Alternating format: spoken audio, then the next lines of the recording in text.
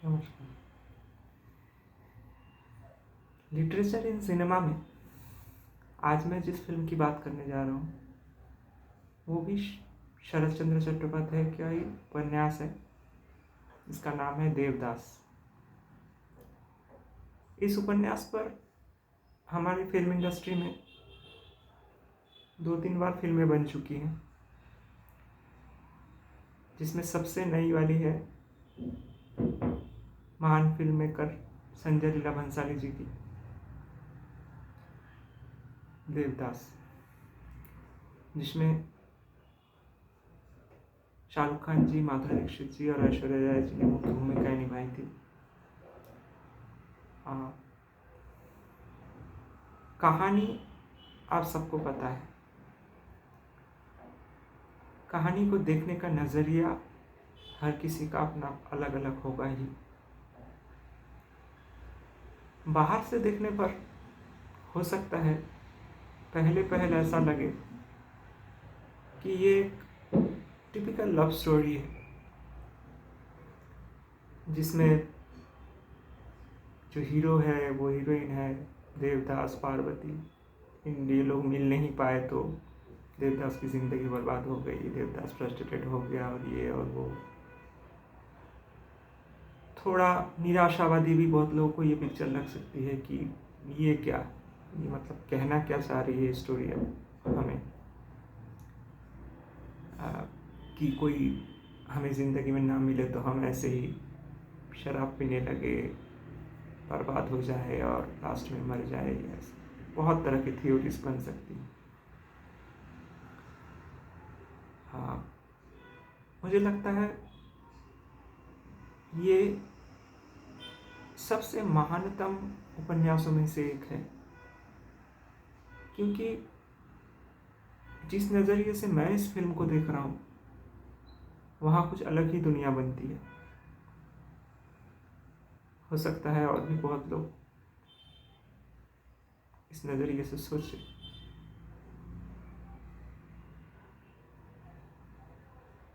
आध्यात्म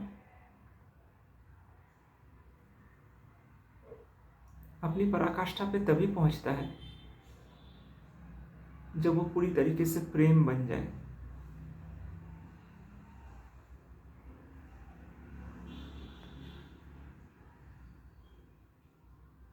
कबीर जी की कुछ पंक्तियां भी याद आ रही हैं कि पोथी पढ़ पर जब मुआ पंडित भया न कोई, 2.5 अक्षर प्रेम का पढ़े सो पंडित हुए।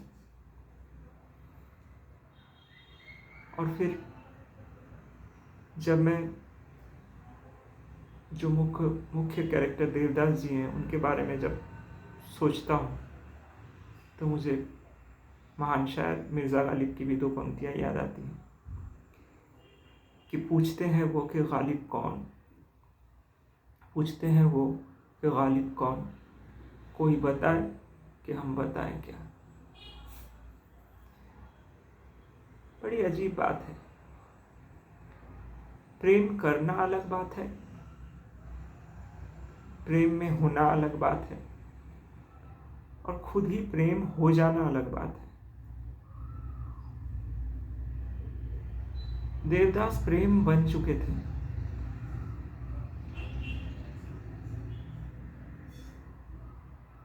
जो न्यूनतम अहंकार भी प्रेम करने के लिए चाहिए वो भी उनमें बचा नहीं था।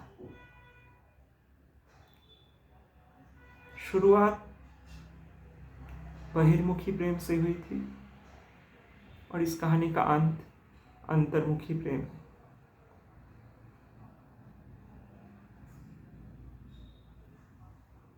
बहुत ही खूबसूरत है पार्वती जो पारो है उनका कैरेक्टर, और चंद्रमुखी का भी कैरेक्टर। नारी मन सहनशीलता की प्रतिमूर्ति मानी जाती है, स्थिरता, सहनशीलता, इसलिए उनको धरा और पृथ्वी के साथ भी तुलना किया जाता है।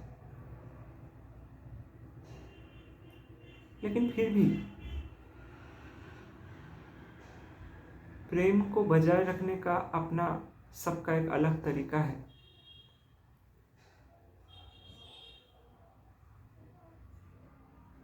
बस ये जिद नहीं होनी चाहिए कि मैं बच जाऊं।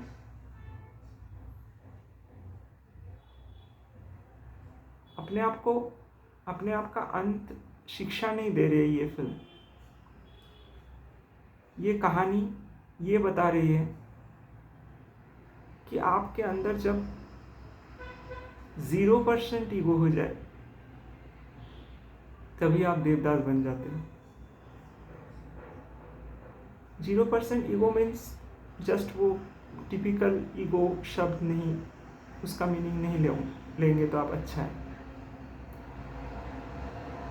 किसी से हम प्यार करते हैं, इसमें भी ईगो होता है।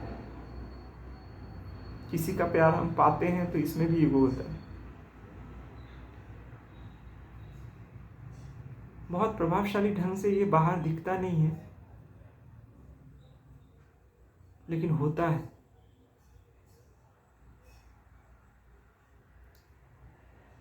देवदास खुद प्रेम है। जिनके आसपास जो लोग हैं उनको भी कंफर्ट लेवल अपना छोड़ना पड़ता है देवदास की वजह से। क्योंकि जब कोई इंसान प्रेम की पराकाष्ठा में पहुंचता है तो उसके आसपास समाज, उसके अपने लोग अपने आप को एडजस्ट नहीं कर पाते, क्योंकि जिन नींवों पर ये समाज व्यवस्था, ये परिवारवाद व्यवस्था ये चल रही हैं, वो सारे नियम, थोड़ा सा भी ईगो अब अगर अपने पास बचा के नहीं रखोगे तो आप इस सिस्टम के अंदर एंटर नहीं कर पाओगे। ये किसी की बुराई नहीं है, ये अंत का एक बहुत ही शुभारंभ है। देवदास का अंत कोई किसी इंसान का बॉडीली अंत नहीं था, वो समर्पण की चरम सीमा थी।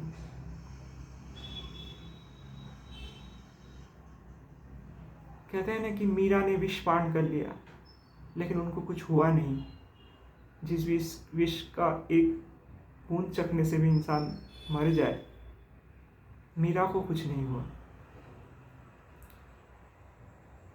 और वो लास्ट में उनकी मतलब ऐसे मान्यताएं भी हैं कि उनकी डेड बॉडी भी नहीं मिली, और इस तरह की मान्यताएं कि वो मंदिर में जाकर विलीन हो गई। और ऐसा श्री चैतन्य महाप्रभु के लिए भी कहा जाता है कि इन लोगों की डेड बॉडीज नहीं मिली थी, ये विलीन हो गए थे मंदिर के अंदर जाकर।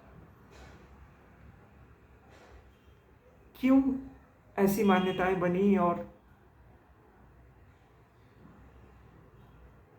इनके पीछे का राज क्या है?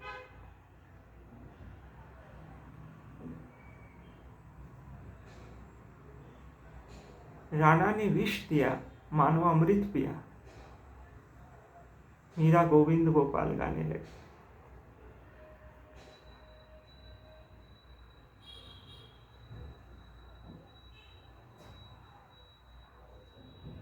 जब जीसस क्राइस्ट को सूली पर चढ़ाया जा रहा था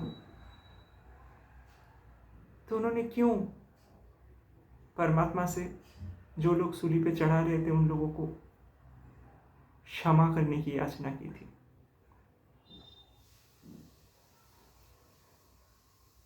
उन्होंने क्यों ऐसा कहा था कि इन्हें खुद ही पता नहीं कि ये क्या कर रहे हैं? मेरे परमात्मा, आपका प्रेम और आपका आशीष इन लोगों पे हमेशा बना रहना चाहिए। क्या था वो पल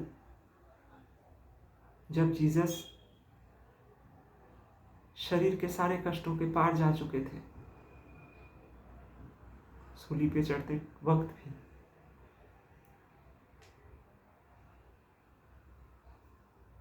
क्या हुआ होगा इन अलौकिक आत्माओं के साथ? मुझे लगता है यही हुआ होगा देवदास के साथ भी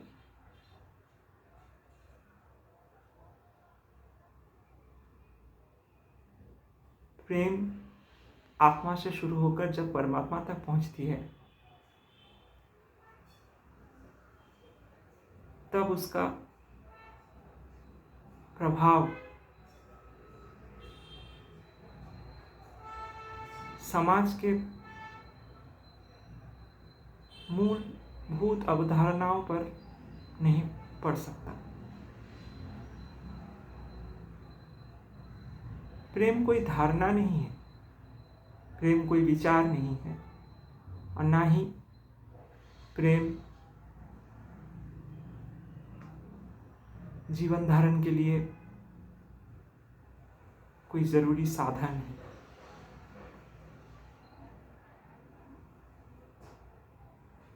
हमें प्रेम की जरूरत किसी से बात करने के लिए एक्चुअली नहीं है, ना हमें प्रेम की जरूरत किसी के साथ जिंदगी बिताने के लिए भी है।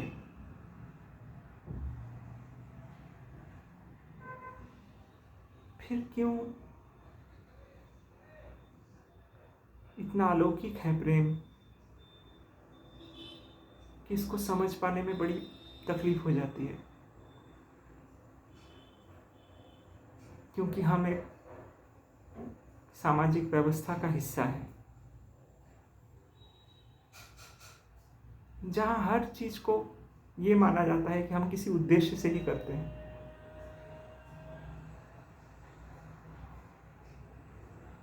लेकिन प्रेम निरुद्देश्य होता है। शुरुआत उसके किसी उद्देश्य से हो सकती है, एक ऑब्जेक्ट से शुरू हो सकता है वो चीज, लेकिन उसका सब्जेक्ट शरीर की सीमाओं के बाहर की बात है।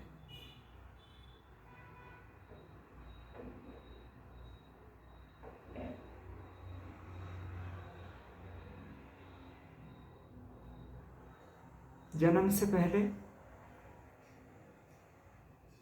जब मां के गर्भ में एक संतान रहता है,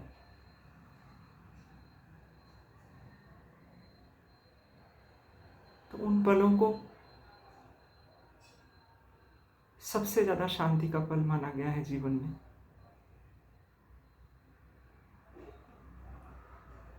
क्यों? और उन पलों की ही तलाश फिर जिंदगी भर भी है।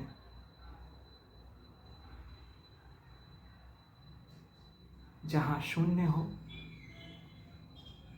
जहां पूर्ण अंधकार हो,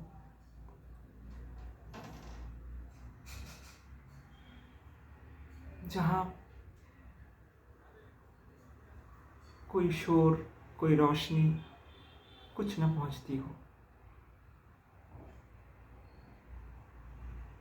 उसी गर्भ के अंदर, उसी मां के गर्भ के अंदर इंसान परमात्मा की गोद में रहता है। वो एहसास जब गर्भ से बाहर आने के बाद, नाड़ी के कट जाने के बाद, अचानक एज ए शॉक टूट जाता है, तो फिर इंसान की यात्रा उस एहसास तक पहुंचने की ही रहती है।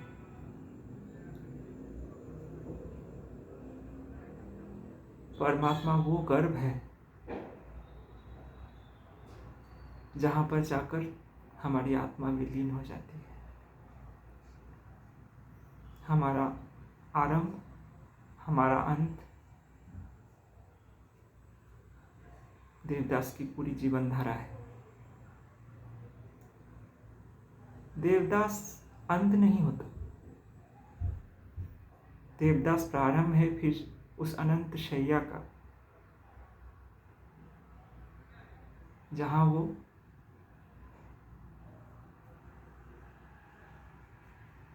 शांति से सो रहा है। देवदास मरता नहीं, विलीन हो जाता है। इसलिए शरद बाबू ने लास्ट में उसकी पार्वती को उसका डेड बॉडी देखने नहीं दिया, क्योंकि देवदास पार्वती में विलीन हो चुका था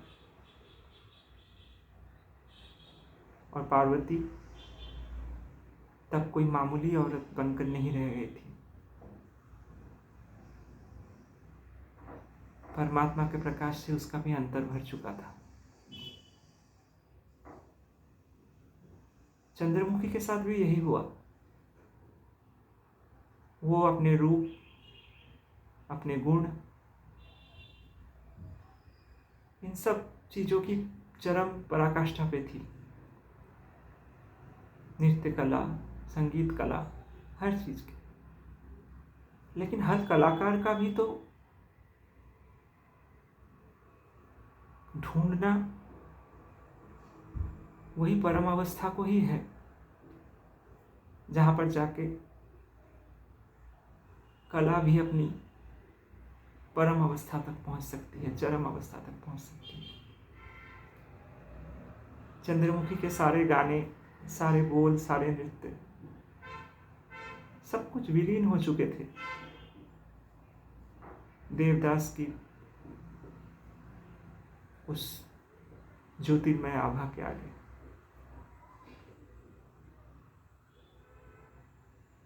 जोगी जोगन की कहानी है देवदास। बाहर से देखने पर एक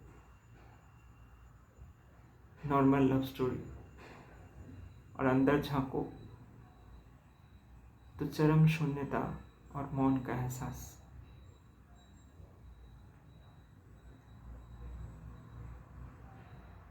महानतम उपन्यासों के अडेप्टेशन में देवदास हमेशा सर्वोपरि रहेगी मेरे लिए।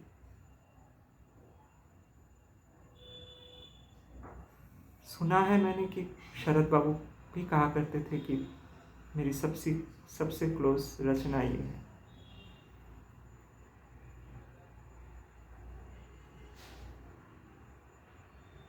किस महान उपलब्धि तक पहुंचे हुए राइटर थे ये लोग, जो सत्य को भी कलम पे उतार सकने में बहुत हद तक कामयाब हुए, जो सत्य बोला नहीं जा सकता। प्रणाम है इन महान उपन्यासकार, महान राइटर, महान फिल्म डायरेक्टर, महान एक्टर्स, महान म्यूजिक डायरेक्टर, सबको, जिन लोगों ने गुलदस्ते की तरह सजाकर इन महान कृतियों को हमारे समाज में लोगों के सामने रखा। कुछ देर के लिए ही एक बंद सिनेमागृह के अंदर, उस अंधकार में जब हम देवदास देखते हैं, तो भले 2 घंटे 3 घंटे के लिए ही सही, हमारे मन में प्रेम के लिए एक नए विश्वास की उत्पत्ति होती है, जो निस्वार्थता की चरम है, जो अंधकार से प्रकाश की यात्रा है, जो विष को अमृत बना लेने की यात्रा है, जो सूली पे चढ़ते हुए भी मानव कल्याण की भावना रखने की यात्रा है। आप सबके जीवन में भी देवदास की यह कहानी प्रकाश फैलाती रहे। बहुत उन्नत हो आप सबका जीवन, और हमारा समाज प्रेम के साथ, आनंद के साथ एक विकसित और महान व्यवस्था बनकर उभरे। आप सबको, आप सबके महान अस्तित्व को मैं प्रणाम करता हूँ।